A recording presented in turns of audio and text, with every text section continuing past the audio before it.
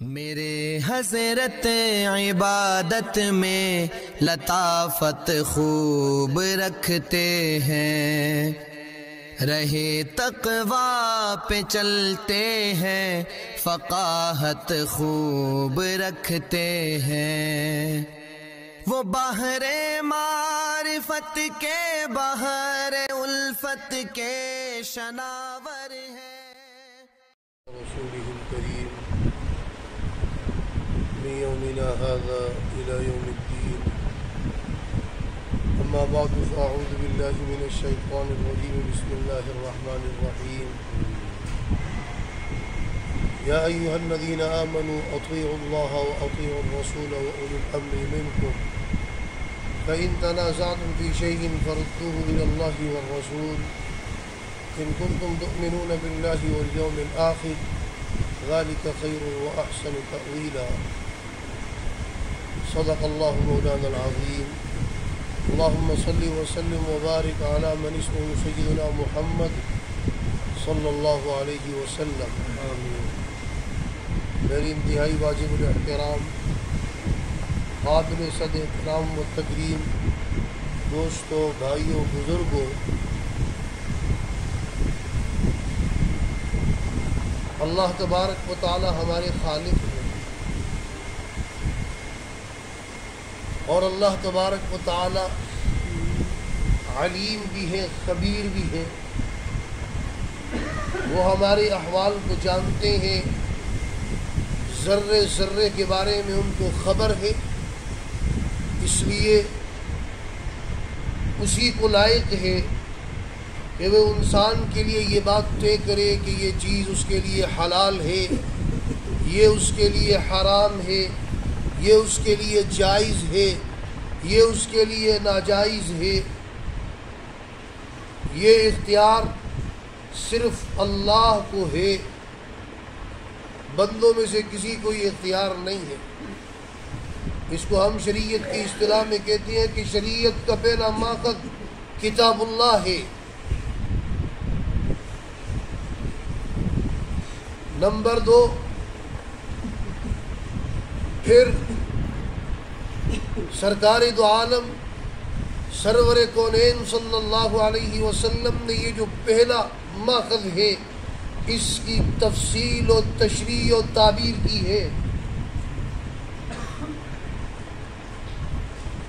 قرآن کریم نے حکم دیا نماز پڑھو. کتنی رکعتیں پڑھے، کس وقت پڑھے، کیا ارکان، کیا شرائط، یہ قرآن میں نہیں ہے، یہ سنت میں ہے. قرآن نے کہا زکوٰۃ دو، کب دے، نصاب کیا، مصارف کیا ہے، قرآن میں نہیں ہے. پتہ چلا پہلا ماخذ متن ہے اور سنت رسول اللہ وہ تشریح ہے، تعبیر ہے. تو شریعت کا تیسرا ماخذ وہ ہے اجماع امت. اجماع کا معنی اتفاق، اتفاق المجتہدین من امت محمد صلی اللہ علیہ وسلم علی حکم شرعی. یہ اجماع کی تعریف ہے، اتفاق ہو مجتہدین کا، ائمہ کرام کا اجماع، اتفاق کسی شرعی حکم پر.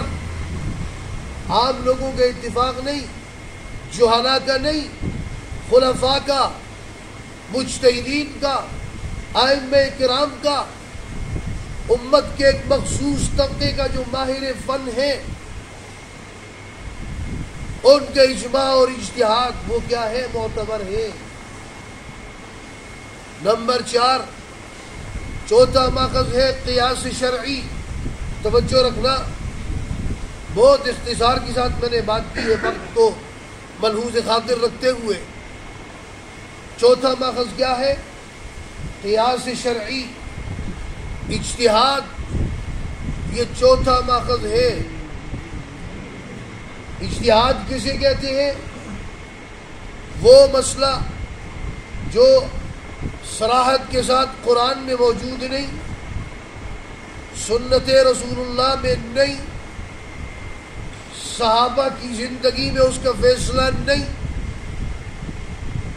اور اس مسئلے پر اجتہاد ہوتا ہے۔ اجتہاد اس کی فضیلت ہے۔ فرمایا اذا حکم الحاکم، اگر فیصلہ کیا حاکم نے اور فاجتہد فاصاب، اور درست فیصلہ کیا اس نے اجتہاد کے ساتھ، اس کو 2 اجر ملیں گے، اور اگر اس سے غلطی ہوگی تو اس کو 1 اجر ملے گا۔ کوئی یہ فضائل سن کر، یہ فضیلت اور بہت سارے فضائل ہیں سن کر یہ نہ سمجھے کہ چلو جی میں بھی اجتہاد کرنے لگ جاؤں۔ نہ مسئلہ یہ دیکھے قرآن میں ہے، نہ حدیث میں، نہ خلفائے راشدین کی زندگی میں۔ اگر وہ مسئلہ موجود ہے قرآن میں، پھر کوئی اجتہاد کرتے، اجتہاد نہیں ہے، فساد ہے، یہ افساد ہے، یہ ضلال ہے، ضلالت ہے، گمراہی ہے۔ اگر سنت رسول اللہ میں موجود ہے، پھر یہ اجتہاد نہیں ہے، افساد ہے، یہ گمراہی ہے۔ اور درست فیصلہ کیا اس نے اجتہاد کے ساتھ، اس کو 2 اجر ملیں گے، اور اگر اس سے غلطی ہوگی تو اس کو 1 اجر ملے گا۔ کوئی یہ فضائل سن کر، یہ فضیلت اور بہت سارے فضائل ہیں سن کر یہ نہ سمجھے کہ چلو جی میں بھی اجتہاد کرنے لگ جاؤں۔ نہ مسئلہ یہ دیکھے قرآن میں ہے، نہ حدیث میں، نہ خلفائے راشدین کی زندگی میں۔ اگر وہ مسئلہ موجود ہے قرآن میں، پھر کوئی اجتہاد کرتے، اجتہاد نہیں ہے، فساد ہے، یہ افساد ہے، یہ ضلال ہے، ضلالت ہے، گمراہی ہے۔ اگر سنت رسول اللہ میں موجود ہے، پھر یہ اجتہاد نہیں ہے، افساد ہے، یہ گمراہی ہے۔ خلفائے راشدین کے فیصلوں میں موجود ہے، ان کی زندگی میں موجود ہے، پھر وہاں پر اجتہاد نہیں ہے۔ اجتہاد جب ہے کہ جب وہ مسئلہ قرآن میں نہیں، سنت رسول اللہ میں نہیں، صحابہ کے دور میں نہیں، خلفائے راشدین میں نہیں، ان کے ادوار میں نہیں، تو پھر کیا ہے؟ پھر ہے اجتہاد۔ اور اگلی بات بھی یاد رکھیں، اجتہاد جو ہے وہ حلال حرام کے مسئلے میں نہیں ہوگا کہ ہم بیٹھ جائیں اجتہاد کرنے کے لیے۔ آج کل لوگ آتے ہیں کہتے ہیں جی اب تو دور ہے علماء کو بیٹھ کر اجتہاد کرنا چاہیے، اس پر سود جو ہے اس کی ضرورت ہے۔ الیاذ باللہ، اللہ نے جو حکم جس چیز کو حرام کر دیا، اب کوئی بیٹھ کر اس کو حلال نہیں کر سکتا۔ سود حرام ہے، جوا حرام ہے، شراب حرام ہے، جس کو حرام کر دیا وہ حرام ہے۔ اور اجتہاد کی 5 شرطیں لکھی ہیں علماء کرام نے، 5 شرطیں۔ پہلی شرط یہ ہے کہ وہ کتاب اللہ کا ماہر ہو، قرآن کریم کی تلاوت بھی آتی ہو، تفسیر بھی آتی ہو، ترجمہ بھی آتا ہو، صرف نہیں قرآن تو پڑھنے نہیں آتا، اردو کی کتابیں لے کر اردو کی تفاسیر لے کر صرف ترجمہ سیکھ لیے۔ دوسری بات، سنت رسول اللہ کا ماہر ہو، اس کو احادیث کا متن اور اسانید دونوں کے اندر ماہر ہو۔ نمبر 3، تیسری شرط یہ ہے اس کو علماء کی اقوال پتہ ہو، ان کے اندر مہارت ہو۔ امام ابو حنیفہ رحمہ اللہ نے یہ رائے دی اس مسئلے میں، امام شافعی کی ہے، امام احمد بن حنبل کی ہے، امام مالک کی ہے۔ پتہ چلے اس مسئلے پر تو امت کا اجماع ہو گیا، اور آج یہ اس کو چھیڑ کر بیٹھ گیا۔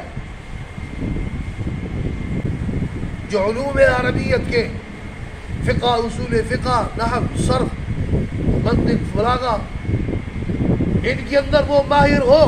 5ویں شرط یہ ہے استنباط و اجتہاد کے جو طریقے ہیں وہ بھی اس کو معلوم ہو۔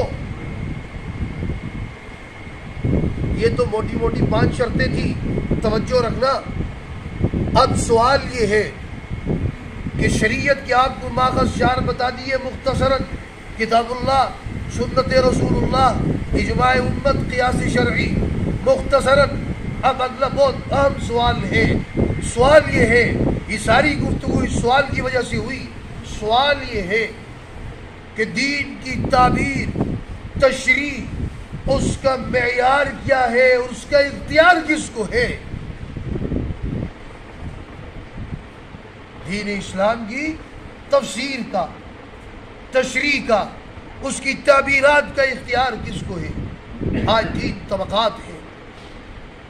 ایک طبقے وہ کہتے ہیں ہر فرد کو ہے دین کی تشریح کرے، تعبیر، تفسیر، ہر شخص کو اختیار ہے۔ یہ انتہائی جہالت کی بات ہے۔ جس کو قرآن پڑھنا نہیں آتا وہ کیسے تشریح کرے گا؟ جو تلفظ کی ادائیگی نہیں کر سکتا اور جس کو ترجمہ تک نہیں آتا، جس کو آتا ہو ترجمہ، وہ صرف ترجمے سے وہ تعبیر و تشریح نہیں کر سکتا، ایک آدمی کو آتی ہی نہیں ہے، یہ کہتے جی ہر آدمی کر سکتا ہے۔ یہ قول تو بالکل غلط ہے۔ دوسرا قول، دوسری رائے وہ یہ ہے کہ دین کی تعبیر و تشریح کے اختیار پارلیمنٹ کو ہونا چاہیے۔ پارلیمنٹ اس کے نمائندے بیٹھے اور کسی حکم پر باز کرے، جو وہ فیصلہ کرے بس وہ فیصلہ آخری فیصلہ۔ یہ بات بھی غلط ہے۔ کیوں؟ اس لیے کہ وہاں ہر کس و ناقص بیٹھے، پہلی بات تو یہ ہے۔ دوسری بات یہ ہے کہ ان کی دلیل غلط ہے۔ وہ کہتے ہیں کہ دلیل یہ ہے وَأَمْرُهُمْ شُورَىٰ بَيْنَهُمْ وَشَاوِرْهُمْ فِي الْأَمْرِ، سرکار کو کہا کہ آپ مشورہ کریں۔ مشورہ کہتے ہیں مشورہ کرنا چاہیے۔ ہم نے کہا آپ تو سود پر بیٹھ کے مشورہ نہیں کر سکتے ہو، شراب پر بیٹھ کے مشورہ نہیں کر سکتے ہو، جو کہ حلال کے لیے مشورہ نہیں کر سکتے ہو۔ شریعت نے جس چیز کو حرام کر دیا وہ حرام ہو گیا۔ اگر تم اس کا یہ مطلب لیتے ہو کہ اللہ نے فرمایا وَشَاوِرْهُمْ فِي الْأَمْرِ، ہر کس و ناقص بیٹھے، پہلی بات تو یہ ہے۔ دوسری بات یہ ہے کہ ان کی دلیل غلط ہے۔ وہ کہتے ہیں کہ دلیل یہ ہے وَأَمْرُهُمْ شُورَىٰ بَيْنَهُمْ وَشَاوِرْهُمْ فِي الْأَمْرِ، سرکار کو کہا کہ آپ مشورہ کریں۔ مشورہ کہتے ہیں مشورہ کرنا چاہیے۔ ہم نے کہا آپ تو سود پر بیٹھ کے مشورہ نہیں کر سکتے ہو،